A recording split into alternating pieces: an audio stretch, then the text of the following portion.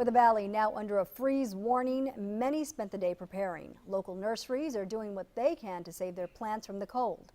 Channel 5 Steven Saravia tells us what you can do to protect your own plants.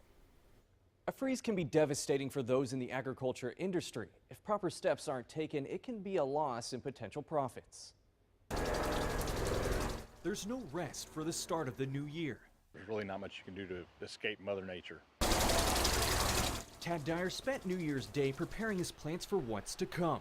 With the greenhouse now packed, many of his plants and trees will be braving the elements head on.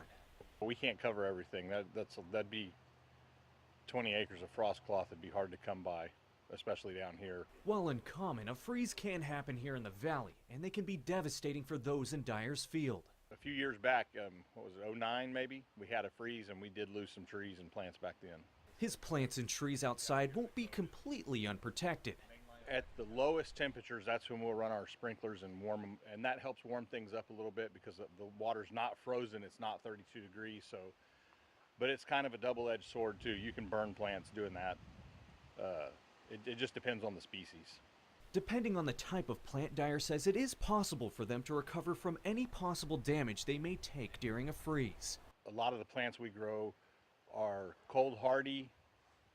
Some of the more tender tropicals will get burned, but they won't die. The leaves will get burned, they'll be ugly for a little bit, but we'll prune them back and they'll be right back come springtime. For now, Dyer says he will continue to hope for the best. Yeah. To help protect your plants from a freeze, Dyer recommends if you have potted plants, bring them inside. For plants you are not able to move, he recommends you cover them with a tarp and remember to remove it when conditions get better. In the Channel 5 News studio, Steven Sarabia, Channel 5 News at 6.